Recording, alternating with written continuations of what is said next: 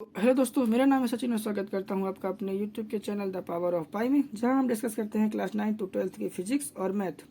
और आज का हमारा टॉपिक है क्लास 12 का चैप्टर नंबर 3 मैट्रिसेस। कल हमने इस चैप्टर के topic multiply of to matrices से जुड़े हुए कुछ एग्जाम्पल सॉल्व किए थे और आज हम इसी टॉपिक से जुड़ा हुआ कुछ और एग्जाम्पल सॉल्व करेंगे। तो चलिए क्वेश्चन को सॉल्व करते हैं। तो हमारा जो पहला क्वेश्चन है वो कुछ इस प्रकार से है कि matrix x -5 -1 into matrix 1 0 2 0 2 1 2 0 3 into matrix x 4 1 is equal to 0 है। तो x का मान जो है वो हमको ज्ञात करना है। तो चलिए क्वेश्चन को सॉल्व करते हैं। सबसे पहले हमने लिख लिया, एक बार दिया गया है, जो क्वेश्चन दिया हुआ है उसको एक बार लिख लेना है। तो जो क्वेश्चन है वो कुछ इस प्रकार से है कि मैट्रिक्स x -5 -1, ये हम देख सकते हैं कि हमारा जो ये क्वेश्चन है वो 1x3 का एक मैट्रिक्स है। चूंकि इसमें एक रो है और 3 कॉलम है, इसलिए हमने यहाँ पास लिख रखा है 1x3। हमारा जो दूसरा मैट्रिक्स है वो 3x3 का एक मैट्रिक्स है, यानी कि इसमें रो की जो संख्या है वो 3 है और कॉलम की जो संख्या है वो भी 3 है, इसलिए हमने यहाँ पास लिख लिया है 3x3।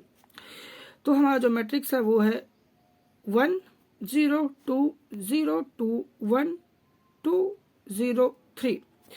और हमारा जो थर्ड मैट्रिक्स है वो है कुछ इस प्रकार से x 4 1। हम यहाँ पास देख सकते हैं कि जो ये मैट्रिक्स है उसमें रो की जो संख्या है वो 3 है और जो कॉलम की संख्या है वो है 1, इसलिए हमने इसके बेस में लिखा है 3x1 इज इक्वल टू आ गया 0। आगे क्वेश्चन को सॉल्व करने से पहले हम इन दो मैट्रिक्स का आपस में करेंगे गुणा, ठीक है। फिर गुणे के बाद जो आंसर आएगा उसका मल्टीप्लाई करेंगे हम इस वाले मैट्रिक्स के साथ। तो चलिए गुणा करते हैं। तो हमने सबसे पहले लिखा मैट्रिक्स x -5 -1, इन दोनों का आपस में गुणा करेंगे। तो गुणा का जो रूल है वो एकदम से सिंपल है। तो पिछली ही वीडियो में हमने इस बात पर चर्चा किया था कि जब कभी भी हम दो मैट्रिक्स का आपस में गुणा करते हैं तो हमको ये सब ध्यान देना होता है कि हमारा जो पहला मैट्रिक्स होता है उसके रो का जो मल्टीप्लाई होता है वो सेकेंड वाले मैट्रिक्स के कॉलम के साथ होता है। तो हमारा जो ये पहला मैट्रिक्स है इसके तीनों रो का जो मल्टीप्लाई है वो सेकेंड वाले मैट्रिक्स के कॉलम के तीनों एलिमेंट के साथ होगा। तो चलिए गुणा करते हैं। तो 1 का मल्टीप्लाई होगा x के साथ, 0 का होगा 4 के साथ, 2 का होगा 1 के साथ। ऐसे ही 0 का मल्टीप्लाई होगा x के साथ, 2 का मल्टीप्लाई होगा 4 के साथ और 1 का मल्टीप्लाई होगा 1 के साथ।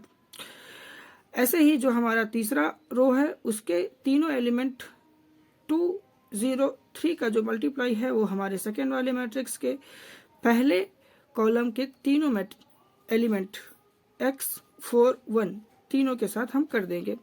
गुणा करने के बाद हम जो भी संख्याएं हमारी जुड़ रही हैं उनको जोड़ देंगे, जो घट रही हैं उनको घटा देंगे। तो चलिए सॉल्व करते हैं। हमारा जो ये मैट्रिक्स है उसको सॉल्व करने के बाद हमको जो आंसर है वो इस तरह से प्राप्त होता है। x -5 -1 matrix x + 2 9 2x + 3। 2x + 3 कैसे प्राप्त हुआ? तो 2 का जब हम मल्टीप्लाई करेंगे x के साथ तो हमें प्राप्त होगा 2x, 0 का मल्टीप्लाई करेंगे 4 के साथ तो होगा 0, प्लस 3 का मल्टीप्लाई करने पर 1 के साथ प्राप्त होता है 3। तो ये आ गया matrix x + 2 9 2x + 3 is equal to 0, ठीक है। तो आगे हम इस क्वेश्चन को कंटिन्यू रखते हुए ये वाले मैट्रिक्स का हम मल्टीप्लाई करेंगे इस मैट्रिक्स के साथ। सेम एज हमको इस वाले मैट्रिक्स के पहले जो हमारा रो है उसका मल्टीप्लाई होगा सेकेंड वाले मैट्रिक्स के पहले कॉलम के तीनों एलिमेंट के साथ। तो हम x का मल्टीप्लाई करेंगे x + 2 के साथ, -5 का मल्टीप्लाई करेंगे 9 के साथ और -1 का मल्टीप्लाई करेंगे 2x + 3 के साथ। तो चलिए गुणा करते हैं, ठीक है। तो जब इस x का x + 2 के साथ मल्टीप्लाई होगा तो ये हो जाएगा x², इस x का 2 के साथ मल्टीप्लाई होगा तो ये हो जाएगा 2x -5 × 9 होगा तो ये हो जाएगा -45। ऐसे ही जब हम 1 का मल्टीप्लाई करेंगे 2x प्लस 3 के साथ तो हमको प्राप्त होता है -2x - 3 इज इक्वल टू 0। जब हम इस मैट्रिक्स को सॉल्व करते हैं तो हमें जो आंसर प्राप्त होता है वो प्राप्त होता है x² -48। ठीक है, ये हो गया x², और ये जो 2x है और ये 2x आपस में कैंसिल हो जाएगा, और -45 - 3 आपस में जुड़कर हो जाएंगे -48 इज इक्वल टू 0। आगे हमें जो है x की वैल्यू फाइंड करनी है, तो हम क्या करेंगे कि जो हमारा -48 है इसको राइट साइड में पक्षांतर कर देंगे।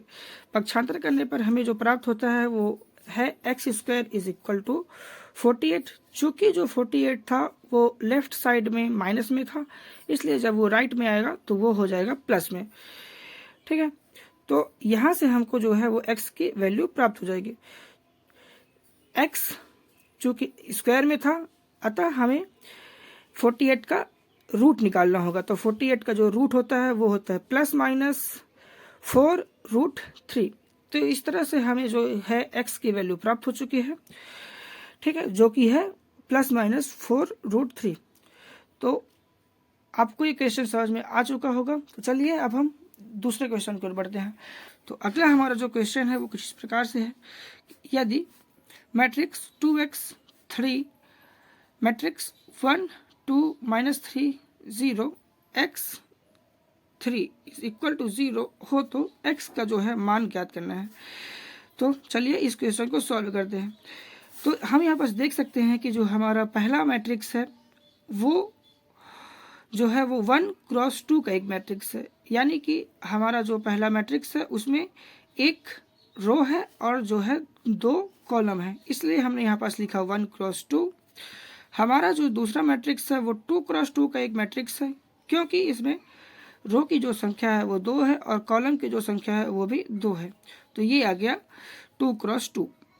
ऐसे ही जो हमारा तीसरा मैट्रिक्स है उसमें जो है रो की जो संख्या है वो 2 है और कॉलम की जो संख्या है वो 1 है, इसलिए हमने लिखा 2 क्रॉस 1 इज इक्वल टू आ गया 0। आगे जब हम इस क्वेश्चन को सॉल्व करते हैं तो हमें जो है गुणन के नियम का पालन करना होता है। तो मैट्रिक्स के जो गुणन का नियम है वो कुछ इस प्रकार से है कि जो हमारा पहला मैट्रिक्स होता है उसका मल्टीप्लाई सेकेंड मैट्रिक्स के कॉलम के सारे एलिमेंट के साथ होता है। तो हमने इसी रूल का पालन करते हुए इनका आपस में गुणा करना है। तो 2x का जो मल्टीप्लाई होगा वो होगा 1 के साथ, 3 का मल्टीप्लाई होगा वो होगा -3 के साथ, अगेन 2x का मल्टीप्लाई होगा 2 के साथ, 3 का मल्टीप्लाई होगा 0 के साथ। यही हमने यहाँ पर लिख रखा है। ये जो है मैट्रिक्स वो 1 क्रॉस 2 का एक मैट्रिक्स है, यानी कि इसमें जो रो की जो संख्या है वो है 1 और कॉलम की जो संख्या है वो है 2, इसलिए यहाँ पास आएगा 1 क्रॉस 2। ठीक है, आगे हमारा जो ये मैट्रिक्स है वो है x3, ये जो है वो 2 क्रॉस 1 का एक मैट्रिक्स है वो। अब हमें क्या करना है कि ये मैट्रिक्स जो है उसको सॉल्व करना है। सॉल्व करने के बाद जो आंसर प्राप्त होगा उस वाले मैट्रिक्स का मल्टीप्लाई कर देंगे इसके साथ और वहाँ से हमको x की वैल्यू प्राप्त हो जाएगी। तो चलिए आगे बढ़ते हैं। 2x का मल्टीप्लाई होगा 1 के साथ तो आ जाएगा 2x -3 इंटू 3 करेंगे तो हो जाएगा 9। 2x इंटू 2 करने पर प्राप्त होगा 4x और 3 इंटू 0 करने पर प्राप्त होगा 0। ये जो है 1 क्रॉस 2 का एक मैट्रिक्स होगा। और x3 ये जो है मैट्रिक्स है 2 इंटू 1 का इज इक्वल टू 0। अब हमें इस पहले वाले मैट्रिक्स का मल्टीप्लाई कर देना है इस मैट्रिक्स के दोनों एलिमेंट के साथ। तो 2x -9 का मल्टीप्लाई होगा x के साथ और 4x का मल्टीप्लाई होगा 3 के साथ। ठीक है, ये जो है हमारा 1 क्रॉस 1 का एक मैट्रिक्स है, क्योंकि इसमें जो रो की संख्या है वो भी 1 है और जो कॉलम की संख्या है वो भी 1 ही है, इज इक्वल टू आ गया 0। अब हमें क्या करना है कि इस मैट्रिक्स को आगे थोड़ा और सॉल्व करना है। ठीक है, तो इस x का मल्टीप्लाई करना है 2x -9 के साथ। तो जब x का गुणा होगा 2x -9 के साथ तो हमें प्राप्त होता है 2x का square minus 9x plus 4x into 3 करने पर हमें प्राप्त होता है 12x इज इक्वल टू 0।